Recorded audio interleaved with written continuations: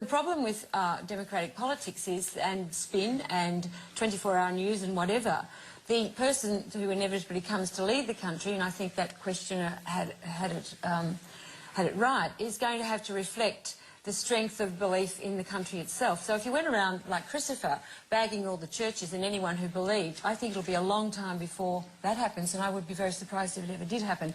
You could be an atheist, but I don't think you'd go around telling everyone that you thought everyone that was a believer was an idiot. Sally Warhart. I think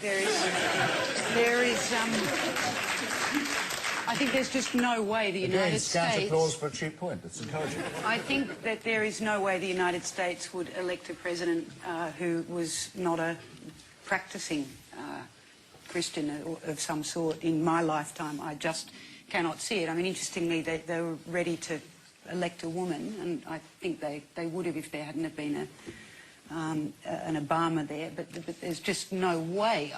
In fact, I think that's probably going backwards in American culture at the moment. Australia, I don't think people could care less. Christopher.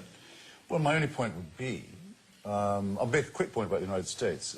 It's a good thing that atheists are not banned from holding the office, because we would have missed Mr. Lincoln, for example. And in my opinion, Mr. Jefferson and one or two other people probably worth having.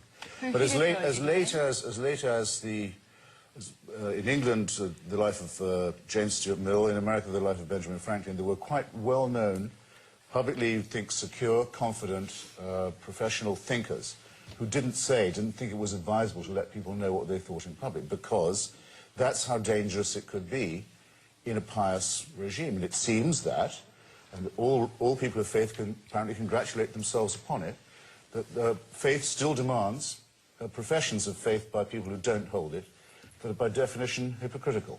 So congratulations to religious opinion for bringing that beautiful thing about in what's supposed to be a secular democracy. Okay, no doubt we're going to come back to religious questions shortly, but you're watching Q&A, the unpredictable program where you get to ask the questions.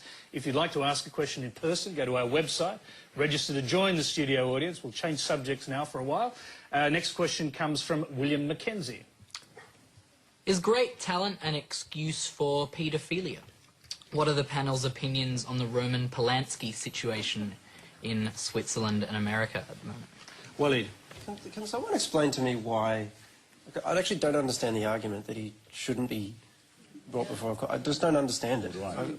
I'm happy for someone to convince me. Well, there's an argument in France. He's very talented, so he shouldn't therefore face trial. No, but have you caught up with the news? It's all changed.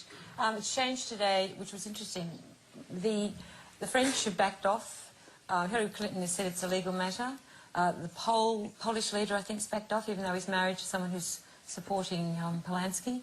And a Hollywood serious communicator has a blog or something where the anti-Polanski responses are running 100 to 1, and the New York Times has come out and argued against him, which is an interesting phenomenon.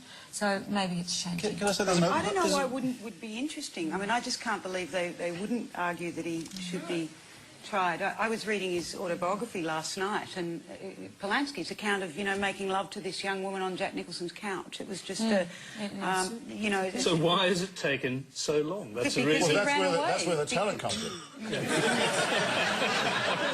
Yeah. Rem arcu tetragistes, as they say in Latin. You touch the point of the needle. He's already had the rewards of being talented.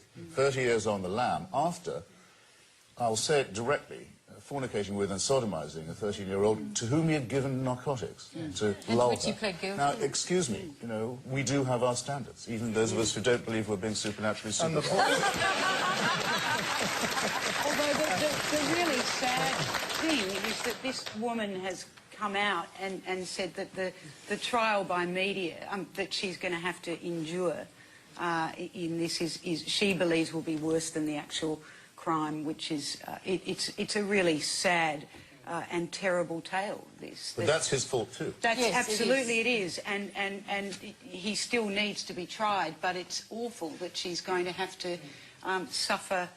So she doesn't want it to define her whole life, and yet he has to be tried. But it was his lawyers that brought this back into the arena, and so in a sense this has been all brought about because late last year his lawyers tried to get through a loophole in the law to have his charges dropped, and of course that then set the prosecution out and running. Can I make a point and a sort of admission here? And I'm almost surprised. I'm almost surprised by the admission, which is that well, it's a simple one really. That I've actually been to see several of his films in that period. I've watched others on DVD, and when you think about it carefully, is that somehow supporting? You mean we'd have been deprived of the films if he'd been nabbed in the first place? No, not at all. I'm simply saying I wonder why I didn't think about this at the time. Oh, well, because we're all capable of keeping 2 sets of books. I mean, that's part of our nature. Well, I can see that I'm not the only one. Just for discussing this subject, a couple of years ago, my magazine, Vanity Fair, was sued by Mr. Polanski from Paris in London. Not in America, where he thought the jurisdiction would be easier on him. He didn't even have to appear in person, because he thought that might be risky. He made a video deposition. We claimed he had no reputation to defend. He walked away with a lot of our money on a libel judgment, saying this couldn't be discussed. So I would say, screw him. And I would add, screw him for a chain. Frank Britton. It's his turn. Going back to the question, I mean, what about the 13-year-old girl? I mean, she's saying no. But go back to then, and I mean, to speak of, you know, the talent of the one who is the perpetrator, what about the talent and what's happened to the victim? And what the law's got to be about is protecting the victim, whether or not she's talented. And if the perpetrator be talented, well, it counts for nothing. That's what justice, according to law, has to be about. Although, sadly, you know, the stuff-up of this means that it hasn't protected her at all. It's gone on for 35 years, and it could have all been over. There's a broader point as well. It's not about the Polanski case, and this is where I get in my lawyer mode. It's about the integrity of the justice system. You cannot, I think, as a justice system, tolerate or reward someone just because they managed to get away with it for 30 years and say, oh, it was a long time ago. Well, no. There is a reason that the criminal law doesn't have a statute of limitations that applies to it by and large. And that is because we deem crime to be of such significant import that it must be punished irrespective of what time has elapsed between the condition of the offence and the finding of the offender. There is, imagine what you would say if it was a bishop. Well, of course. But I just cannot... Probably what everyone on the panel actually has been saying. So, you're watching Q&A, the live and interactive forum where you ask the questions. Our next question comes from Bazda Yildiz. Why is it that the Islamic country, Iran, is the threat to peace in the world and not the Zionist? Is it America's support of Israel? Well, hundreds of people are getting killed in Gaza and West Bank every day. With the support of America. The Israel-Palestinian war has been going on for 61 years, and we are not actually looking at what is actually happening, and we're fearing about what is not happening. We're fearing about something that hasn't happened. Okay, Sally Warhalf, you want to pick that up?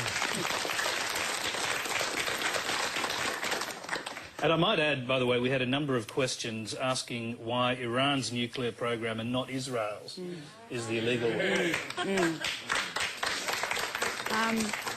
Look, this is it's a tragedy. I think with Israel and Palestine, it's something where it almost takes half an hour to sort out what has to happen. You know, the Palestinians need a state. Israelis need to feel secure. But it feels like it's just so far away. I think that part of the problem is obviously the delicacy of the Israeli coalition. I mean, I don't know, beyond what I've just said, that it's simple what has to happen, but how you make it happen and how